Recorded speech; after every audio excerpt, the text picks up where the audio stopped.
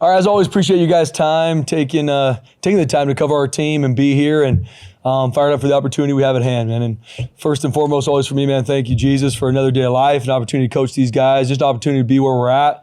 December, championship game. Proud of what our team's been through. We've been knocked down on the mat. We've gotten up. We've kept swinging. We stayed in the fight. And I'm proud of our team. Still got a long way to grow. A lot of things I'm excited for our team to continue to improve on, but proud of our team not flinching. Stay in the fight. And even, the Utah State game, it was back and forth all the way to the last seconds. And down the fourth quarter, had two big fourth down stops. We had a fumble. There's just some good back and forth, but we never kept swinging. We never got out of the fight, and I'm proud of our team finding a way to win that football game and fired up for the opportunity to play in this championship game. And like I said, can't wait for this opportunity. Our players deserve it, and excited to go cut it loose. And we'll talk more about UNLV here in a second. Obviously, Friday night, going to need Bronco Nation a major way. 7 games, 7 sellouts, and we got, I really believe, the best fan base in the country. Even with some hard moments this season, man, our Bronco Nation's been right there to support us, been through it with us and everything, and fired up for the opportunity on Friday at 6 o'clock. In regards to any injury updates, Maddox Madsen practiced today, so he feels good. He's ready to roll, so he'll be our starting quarterback on Friday. Max will be ready to roll as well, but Maddox will be the starter. Other than that, there's some guys that are banged up, some guys that kind of maybe missed practice today. I'll have better update of that when we have our media time on Wednesday. But right now, that's the big one. In regards to UNLV, got a ton of respect for Coach Mullen and what he's done. He's the only team in our conference to have 10 wins, and they've gotten better week in and week out. You see, they're a team on the rise. They've only lost 2 games this season. They're on the rise. They're playing really good football on both sides of the ball, and their players are making big-time plays. Calandria, their starting quarterback, he's arguably playing better than almost anybody in our entire conference. That's offense or defense. Everything runs through him. He does a phenomenal job. Their running back number 9 is probably one of the best running backs in our conference too. Their offensive line works really well together. They pick their shots down the field, and they really find a way to attack you formationally. And we know we got our work cut out for us defensively. Their defense has really done a good job, man. They've continued to tighten it up. They've got a really good secondary that make it really tough. Any sort of pass game. They're one of the top third down defenses as well. They take the football away from you. And their front 7 has done a good job stopping the run. They give you a lot of different looks. They're 4 down front, and their linebackers. Their linebacker number 8 is probably playing better than most linebackers in our conference. Their edge rusher number 1, he's a really good player. Like I said, their secondary is playing really well together. So they're rolling. They're creating turnovers. They're playing really, really hard on defense, and that shows. That shows in how they've played. They play one of the top offenses in our conference in Hawaii and played them really, really tough, and obviously had a big-time win at home against them. So they're playing really well defensively. Special teams-wise, they got really good returners that are going to pick their shots, and we know they're going to find times to be aggressive, and they've done a good job making sure they're winning the hidden yardage, not the team they're playing. So when you look at their team, Dan Mullen's obviously done a phenomenal job this season, has for a lot of years. I'm not shocked that they're a 10-win team and they're in the Mountain West Conference Championship. So huge opportunity for us. Proud of our team to be in the situation we are, and we got to have a really good week of prep to be able to go cut it loose and play our best football on Friday night.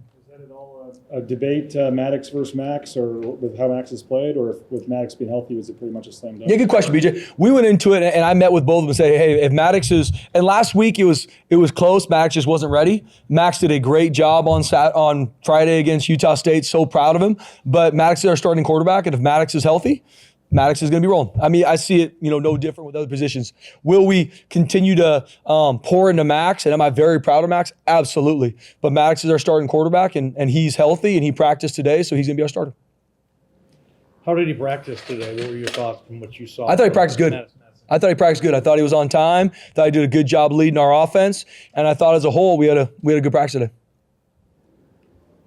UNLV, obviously you guys have played them a ton of late. This is the 5th time in the last 2 calendar years. Yeah. Just what now, the final time for a while, the championship game, 3rd year in a row, just obviously some familiarity there now. Just what's your thoughts on the way it worked out again? Yeah, we win the game against Utah State. I didn't get into computer rankings and any of that prior to the game. Our sole focus was finishing the season strong and playing our best against a Utah State team. After it kind of went into it a little bit, saw where we were ranked, even with some of the private numbers prior to the game, and so felt really confident going into Saturday that we'd be in the championship. Didn't know if we'd be at home, didn't know if we'd be on the road, but felt really confident that we'd be in it. and being able to play UNLV, who's, like I said, the only team in our conference with 10 wins.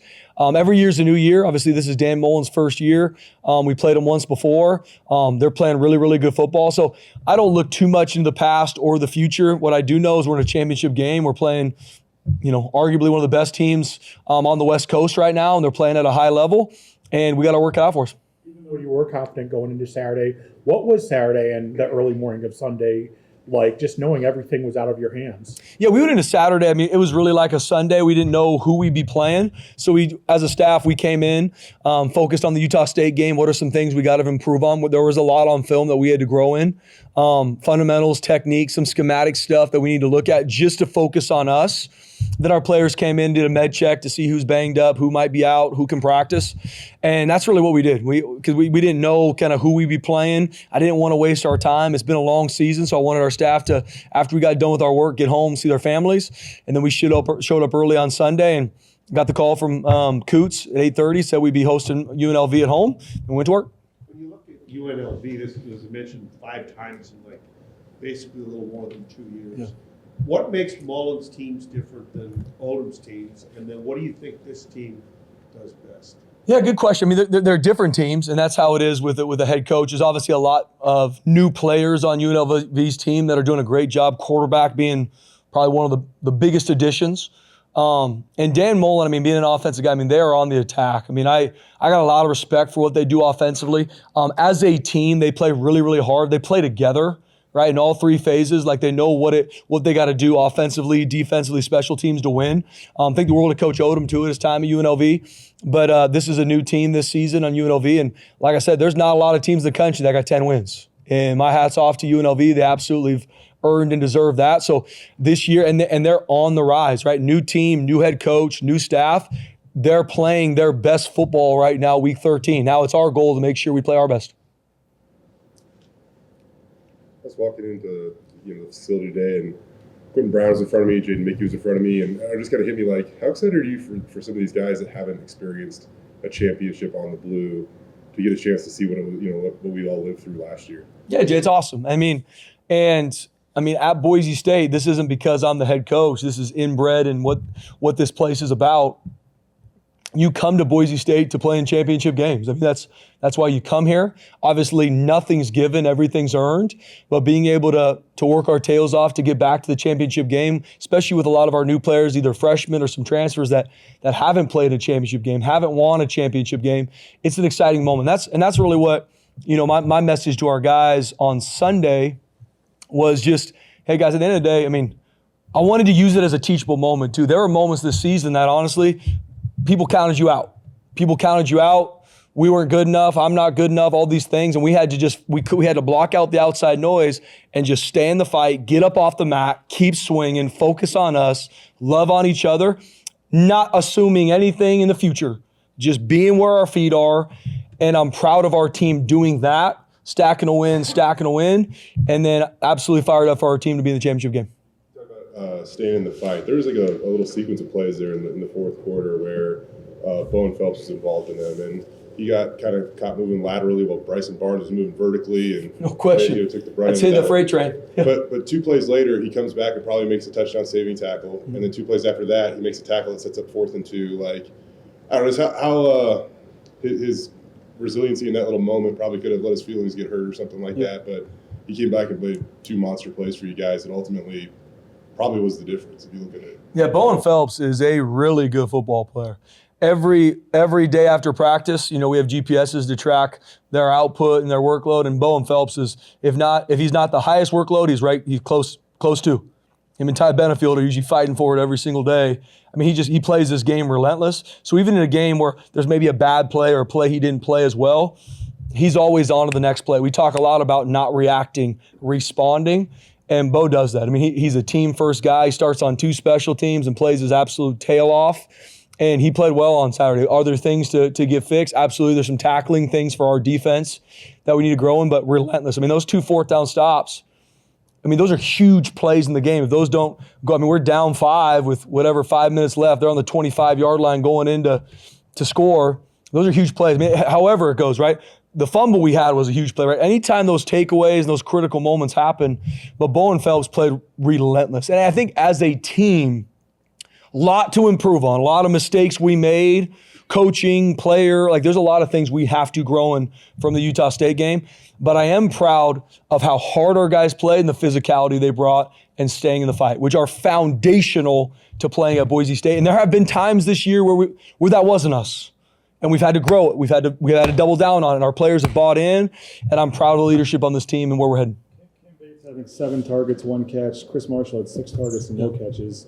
A couple drops in there. Just what are you seeing, I guess, from Chris in particular? Where he's talking about so much potential, but it seems like the drops and some things have really kind of shown up, last week and the season really. Yeah, BJ, we got to make our plays. And especially those 2 in particular on Saturday. I mean, didn't play their best. I'm very, very proud of them not going in the dumps and being more frustrated about the plays they didn't make and then not putting energy to their team. Both of them were great teammates, focused on helping the team, making blocks.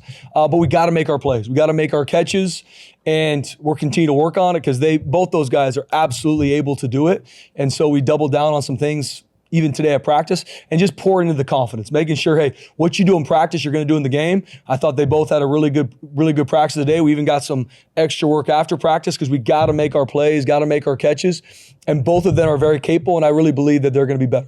In particular, I mean, at practice, it doesn't seem like he ever drops the ball. Yeah. What do you see in some of those drops in the games? Well, I think it's just sometimes it can be performance anxiety, and it's one of those things with Chris, with Cam, could be a defensive player in regards to tackling, like.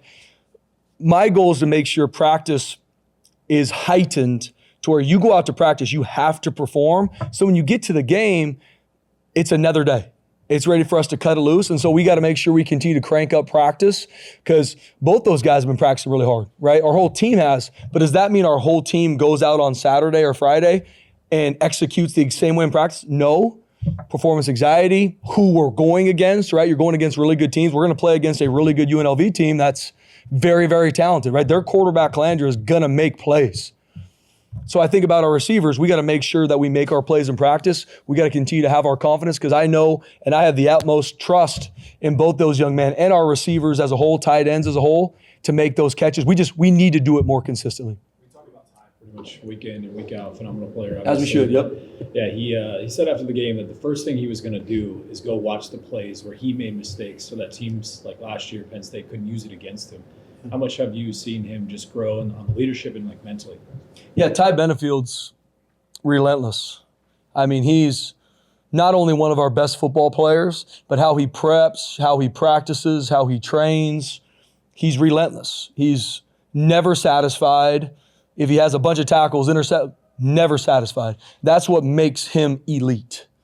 Yes, he has a great skill set, long, athletic, physical. But what makes Ty Benefield elite is he's relentless with his prep, relentless to be the best safety and the best team in the country. You watch him on special teams, relentless. That's who he is. That's why, Ty Benefield's going to be playing this game for a long time because of who he is and his mental makeup.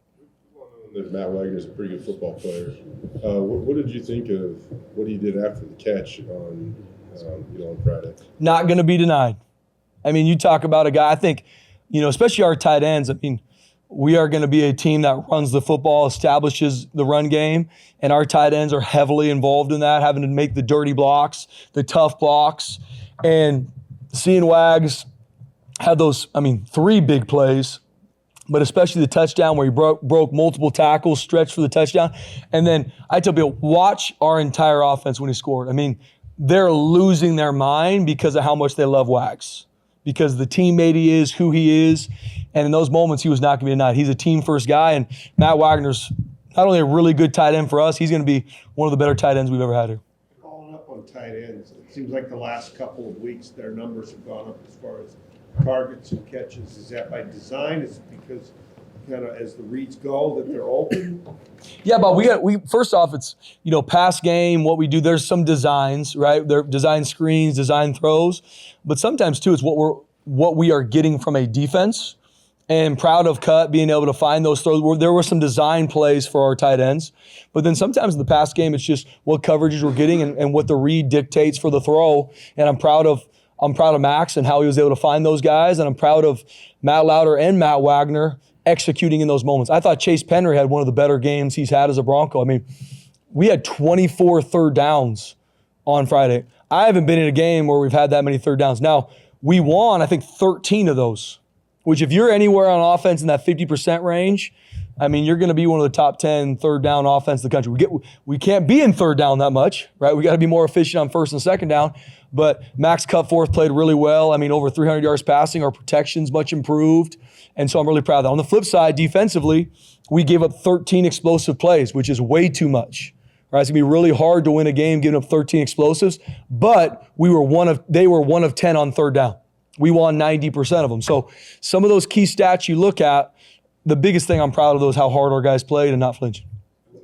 We all know like the noise around Max a couple weeks ago, and today he's named the Mountain West Offensive Player of the Week. Like, how does that happen? How cool is that story, I guess? So proud of Max Cutforth. I mean, a guy that came in a rough moment, went through the Fresno State game where as a team we didn't play our best. And usually when a team doesn't play their best, the immediate feedback is right at the head coach, probably second to the quarterback. And that's just what it is in college football. But he just kept getting better. We go down to play San Diego State and weren't on the attack as much as we should have. That's on us as coaches, right? In the weather, all those things. But Max kept getting better. He wasn't worried about what people were saying. He wasn't worried about me, or I can. It was him being himself, him growing, him taking command of the offense, and then seeing him go out and what he did against Colorado State, what he did against Utah State. I can't be more proud of Max Cutforth. I mean, Max Cutforth's future here is very, very bright, and I'm proud of him. What does Maddox Madsen provide, I guess, Friday night that you've missed the last couple of games when he's been out in terms of whether it's leadership or intangibles, or just what are you getting back, I guess, Friday? Yeah, BJ, I mean, Maddox healthy, right? That's what the biggest thing, and that was my conversation with both of them. Like, if Maddox Madsen is healthy and we can get out all of Maddox, he's our guy. He's our starter. Why is he our starter? There's a lot of things that come into that, right? Leadership, decision-making, making the throws when we need them, the leadership on the field, playmaking ability. Does Max have those two? Absolutely. Maddox right now is just shown to do it more in games. And Maddox is our starting quarterback. I have not wavered on that, but I am very, very proud of Max. Absolutely proud of him. But Maddox is our starting quarterback. We just, with guys dropping balls and injuries and suspensions, and just what can you say? Like, he's really stood up these last few weeks and went, this is my time to shine and take a role in this offense. I am similar to what we're talking about Max Cutforth, how proud I am of him. I am so proud of Chase Penry. We've had a lot of different things happen in our receiver room. From your point, we've had suspensions, had injuries, just had things go on in our pass game and especially in our receivers. But Chase Penry has been a constant. I mean, shows up to work every day, hasn't missed a practice, has to make some of the toughest blocks we ask at receiver, and then make some of the biggest throws across the middle, getting hit by safeties. And he's just very, very consistent. He made some big-time plays for this team on Friday against Utah State, and I can't be more proud of him because Chase Penry's absolutely, he's deserved it, he's earned it, and he's a huge player for our team. Obviously, you can't simulate game speed, so he hasn't played in a month. So how do you kind of try to accelerate maybe that in practice? Yeah, we got to make sure that our scout team looks are fast, then they're giving the most realistic look we can. Not going to be the level that we're going to see against UNLV. We're playing a really talented defense, but just got to get them ready. Maddox is a very, very smart football player. He can do a lot in practice. He can learn a lot in practice. He can learn a lot from film. But I'm sure in the game he's going to have to get in rhythm. I mean, to your point, he hasn't played in a month, but I have absolute trust in him. Why do you have confidence that Sherrod Smith was ready for the moment? Yeah. First off, Sherrod Smith, how his mentality, how he practices, he's banged up, had shoulder injury, had to miss a game, but just a phenomenal competitor. I mean, from fall camp, competing, and Coach Warren's done a good job. Our corner room is deep, and there's competition through the roof in that corner room. If you're off, you're probably not playing. And that's what we want at every position. And Coach Warren's done a great job, and Sherrod's been on the rise since he came on campus this summertime. He's a sophomore, and Sherrod Smith's going to be one of the better corners I think we've ever had here. And he's continued to grow. He's gotten plays in games, and he's continually playing more because he's earned it. And the moment's never too big for him. How he trains, how he preps. One of the toughest dudes on our team, one of the fastest guys on our team. But he's also a great teammate. works his tail off on special teams. He can listen, he can learn. And so in that moment, covering the best receiver, making the big time tackle, he's ready for the moment because he's done it in practice and he's continually grown. When you look at game film this week, how much do you turn to that October 18th film and how much do you say these two teams have changed? Let's look at something more recent. How much do I look at? The game you guys played against. Yeah, we look at it. I mean, you're playing a common opponent, right? So, they're going to make changes from that game. We're making our changes from that game. But we look at it, look to see the things that they liked against us. I mean, they made a lot of plays, right? We made plays in the game. So looking at the things that we know they're going to try to attack in all three phases, we're making our adjustments. I mean, Coach Mullen's a really good coach. They're going to have their adjustments. They're going to have things we haven't seen too. So we use it just like we'll use the other games that we're breaking down from the season. But we know that they're going to adapt and adjust as well. I guess just maybe a little bit more. What are you expecting out of UNLV from last time? I feel last game Maddox had 4 touchdown passes and you guys were just gouging with the deep pass. Are you expecting them to clean things up there? I guess. Yeah, what are you expecting from their defense? Yeah, I mean they're on the rise. I mean, especially you talk defensive. I mean, they're even since our game, I mean they've been consistently playing better and better defense, and it shows in the stats. It shows how hard they play, and they're playing really well together. Once again, they're the only 10-win team, one of the few 10-win teams on the West Coast, and that's a testament to them growing and them playing better football. And they've earned and deserved to be in this situation. And you even look at the game, rewatched that game a lot the first time we played them. I mean, it's 28-24 going into halftime. And we get a pick six, we get some things that go our way, but that game was going to go either way. I mean, it was an absolute dogfight, and they're going to have their answers, and they're going to be on the attack. They're going to make their plays, and we got to work our tail off to make sure we make ours. But, we're going to see an absolutely motivated UNLV team. It's a championship game. They got great coaches. They got great players. We're going to be motivated. The ball's going to get put down at 6 o'clock on Friday. In the post game, a couple of times, hey, we're back-to-back champs. To win 3 in a row, what would that mean for this program? And everybody knows, obviously, you're leaving the conference, but just to get a third straight title, what would that mean?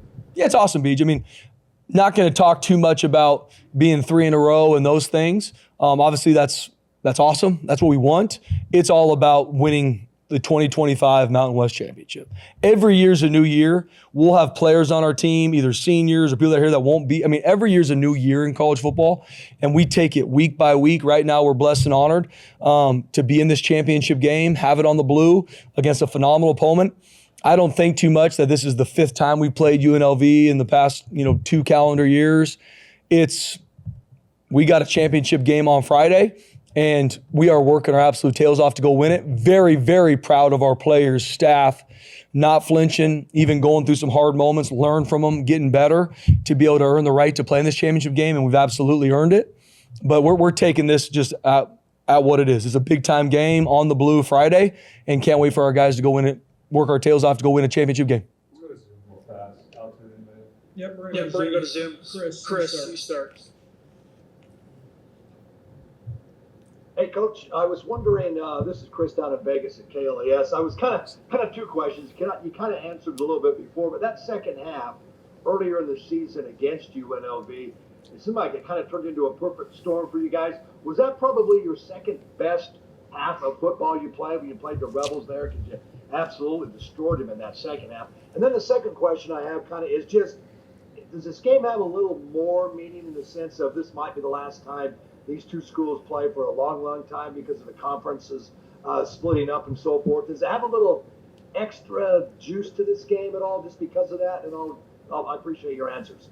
Yeah, Chris, I think in the second half, we played some really good football. Some things went our way, right? Football's that way where a ball rolls a certain way, a turnover. Like I said, we had a pick six. We had some things that went our way, and so ended up winning the game. But that game was an absolute dogfight and battle. And we've had to learn and grow because we have not played our best in second halves this season. That's honestly been a big point of emphasis even since the UNLV game. So, yeah, we did some good things in the second half to find a way to win. Obviously, it was really close coming into the third quarter. But we know that UNLV is going to make their adjustments, and we know they're going to be ready to rock. Really well coached, great football team. In regards to more juice because we're not going to maybe play each other for a long time, I don't think so. I mean, at the end of the day, this is a championship game. I told our team today, if you need to be motivated to go play on Friday night, you don't belong playing football. I mean, this is a championship game. There's 18 teams playing in a championship game. There's 135 FBS teams. If you need motivation to play in a Mountain West championship game on Friday in front of the nation, this probably is not for you. So I'm not focusing on, well, this is the last time we're going to play UNLV in a long time. We're talking about how we're going to play an elite football team in a championship game on Friday. Thank you, Coach. Thanks, Chris. Paloma, go for it. Okay. Hi, Coach. 2 questions of UNLV's players. Want to start with Anthony Calandria first, his efficiency, his playmaking ability, and also a thing or two about running backs. What sticks out to you on tape about Jet Thomas? Yeah, I mean, I'll tell you one thing. I mean, Calandria is playing, better than almost anybody in our entire conference. I mean, everything runs through him. I mean, run game, pass game. And shoot, you might have everything covered, but he's not. And he's going to get out, and that is going to be explosive. And what I love about him, too, he's tough. I mean, he'll take hits. He'll get up. He's got a smile on his face. I think the team rolls around him, right? I'm not in the locker room, but I assume he's a huge leader on that team, which is awesome. And I got a ton of respect for Calandria. Like I said, there's not a lot of teams on the West Coast, or not a lot of players on the West Coast playing better than him. And then Thomas, running back number 9, I mean, when I think about him, I think about explosive. I mean, if you're wrong and you don't got the fit, it's not going to be a 10, 15-yard gain. It's probably going to the house because he's got that kind of speed. He also can make you miss in the hole. He's an absolute problem in the pass game, too, if he gets out. And so he's one of the top running backs in our conference, and he's earned that. He's been that way for a while now. I mean, he was a problem last year for us. He's been a problem this year, and I know he's going to be ready to rock. Last one for me, you mentioned Maddox's leadership, just getting ready for this game. What have you seen from him the past few weeks, staying mentally prepared? What have you seen in the facility from him?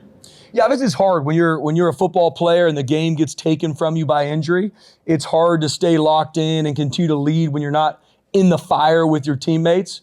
But I'm proud of Max. I'm proud how he's handled it. I'm proud how he's handled the disappointment of not being able to be out there and help his team. But he's done a great job. He's brought great juice. He's done a great job with Max and in the quarterback room with our offense, even on the sideline. I mean, he's brought great energy. And that's who he is. He's a football guy. He's a competitor. The moment's never too big for him. And that's why he's such a huge leader for our team. Thank you.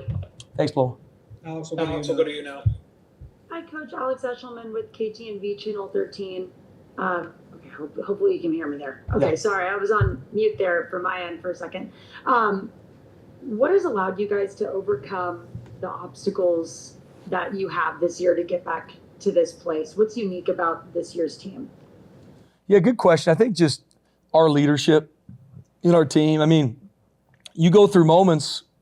I mean, we were left for dead 3 weeks ago, where everyone's like, man, they lost 2 games in a row. That hasn't happened, all these things. And our team just continued to link arms. And we don't control the past. We don't control the future. We control what we do right now.